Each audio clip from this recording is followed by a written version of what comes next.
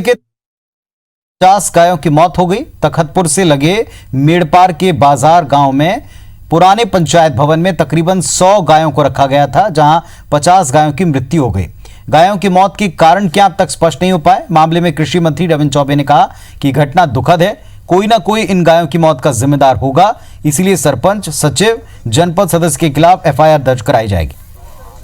इसके लिए उन्होंने बिलासपुर कलेक्टर को निर्देश कर दिया है। बिलासपुर कलेक्टर डॉक्टर सारांश मित्तर ने यह कहा कि गायों को इस तरह बंद करके रखना गलत है, दोषियों के खिलाफ कार्रवाई होगी। छत्तीसगढ़ राज्य गौ सेवा आयोग ने भी मामले में संज्ञान लेते हुए पूरी घटना की जांच की बात कही। आयोग के अध्यक्ष महंत राम सुंदर दास ने वस्तुस्थिति का जायजा लेने के लिए आयोग की एक टीम घटनास्थल के लिए रवाना कर दी है। उन्होंने कहा कि मामले की जांच होगी और दोषियों पर कड़ी कार्रवाई भी होगी। मामले को लेकर सियासत भी शुरू हो गई। भाजपा और कांग्रेस के नेताओं ने एक दूसरे पर आरोप लगाते हुए बयान देने शुरू कर दिए हैं। नेता प्रतिपक्ष धर्मलाल कौशिक ने कहा कि दोषियों पर एक्शन होना चाहिए। उन्होंने 50 से ज्यादा गायों की मौत पर पशुपालकों को हर्जाना देने की बात कही। कौशिक के बयान पर पलटवार करते हुए कृषि मंत्री ने कहा कि भाजपा अपने कार्यकाल को याद करे, जब हजारों गायों की मौत हुई थी और कितने गौपालकों को तब अनुदान दिया था, ये भी याद करें। बहुत ज्यादा हो गया जरूर गाय का। जनता साहब ने फोन किया था कि एक जानवर का करवा करके 3 लोग क्या खुला जानवर था उसको अंदर करा दिए, और कि जिसका कैपेसिटी बहुत कम था, 10-15 जानवर आना था ज़्यादा से ज़्यादा, उसमें 370-75 रख दिए। इस वजह से एक हादसा का कारण बना। निरीक्षण करने पर यह प्राप्त हुआ कि यहाँ पे जो पशु हैं करीब 14 बाई 22 का ये कमरा है, इसमें मृत पाए गए थे। और प्रथम दृष्टा में जो देखा गया है पशुओं के दम घुटने से मृत्यु हुई है। की व्यवस्था कैसे करना है, इसकी कोई गाइडलाइन नहीं है। जितना नीचे से ग्रामीण लोग हैं उनको जिम्मेदार ठहरा के शासन अपने पूरी जिम्मेदारी से बचने का प्रयास कर रहा है। एक तरफ सरकार के द्वारा गोधन योजना को लेकर के ढिंढोरा पीटी जा रही है। जो पशुपालक हैं, सरकार के द्वारा उनको उसकी क्षतिपूर्ति की राशि दी जानी चाहिए। तो हालात चाहे जो भी रहे हों, लेकिन इस मौत का जिम्मेदार कोई ना कोई तो है। हमने कलेक्टर को एफआईआर करने के भी निर्देश दे दिए हैं और जितनी भी कार्रवाई सख्त से सख्त किया जा सकता है वो कार्रवाई किया जाएगा। स्थानीय सरपंच ने बताया कि 2 दिन तक खाका किया गया था कि जो मवेशी हैं जिनके भी वो अपने घर ले जाए, तो जो नहीं ले गए ऐसे मवेशी यहाँ बचे हुए थे और उनको इस कमरे में रखा गया था।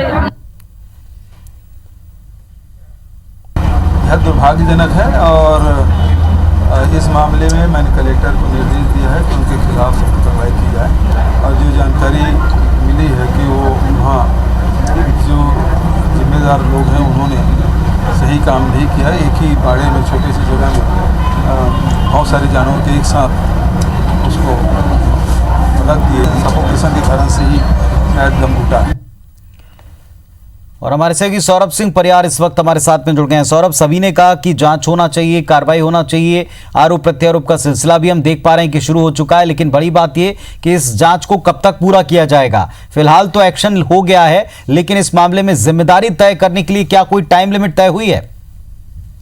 बिल्कुल, देखिए आपने ठीक कहा कि आखिर जांच होगी तो कब होगी, और फिर अगर कार्रवाई हो भी रही है तो गायों की मौत तो हो गई है, 50 से ज़्यादा जो गाय बताया जा रहा है। लेकिन ये देखा जाए कि कहीं ना कहीं छत्तीसगढ़ में जो है गायों की मौत लगातार होती रही है। भाजपा शासनकाल में भी हमने देखा कि गौठान में और खासकर जो अनुदान प्राप्त जो गौठान है वहाँ पर गायों की मौत होती थी। निश्चित तौर पर यह समझा जा सकता है कि किस तरीके से अनुदान प्राप्त भी कर रहे थे और जो गायों की मौत होती थी उनको जो चारे की व्यवस्था की जानी चाहिए थे वो नहीं की जा रही है। लेकिन अभी छत्तीसगढ़ की सरकार बनी है, छत्तीसगढ़ की सरकार जो है गोबर खरीद रही है। लेकिन जहां पर अभी घटना हुई है तखतपुर के जो बेड़ापार गांव की घटना है, ये 2 चीजें समझनी होगी। पहली कि ये जो व्यवस्था की गई थी वो ग्रामीण और जो वहां के स्थानीय जो सरपंच, सचिव हैं, पंच है, उनके द्वारा की गई थी। अगर जो गौ आ रहे हैं और जो आवारा बैठ रहे हैं तो उन्हें जो है वो व्यवस्था की जाए और वहां पर रख दिया जाए। लेकिन सबसे महत्वपूर्ण बात, अगर सरकार कह रही है कि जो हम गायों को जो है हटाएंगे, गायों को जो है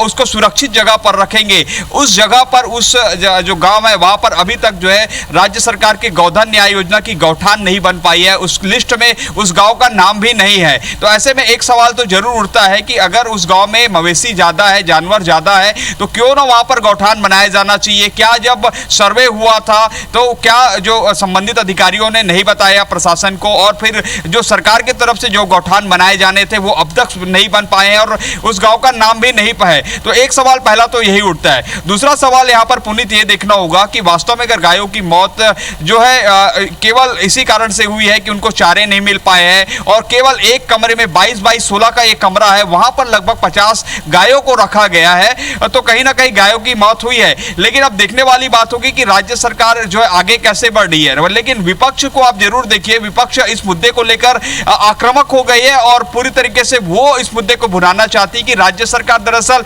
यही कह रही कि गायों की रक्षा हम करेंगे और जो गौपालक है उसका जो है जो आर्थिक जो व्यवस्था है वो सब की जाएगी। लेकिन यहाँ पर देखने वाली यही बात हो रही है कि राज्य सरकार की जो एक फ्लैगशिप योजना है उस फ्लैगशिप योजना के अंतर्गत इस गौठान इस गांव को शामिल नहीं किया गया है। और वहीं चलिए सौरभ, कुछ बड़े महत्वपूर्ण सवाल हैं जिनको आपने भी उठाया और IVS24 भी ये लगातार सवाल उठा रहा है। बाकी गायों की क्या स्थिति है, कौन जिम्मेदार इनको एक छोटे कमरे में रखने का, किसकी जिम्मेदारी थी उनको वक्त वक्त पर चेक करने की और इस पर कब तक कार्रवाई होती है सिवाय बयानबाजी के, क्या इस मामले में कोई जिम्मेदारी समझता है, यह भी देखना होगा। बहुत शुक्रिया आपका जुड़ने के लिए, तमाम जानकारी के लिए।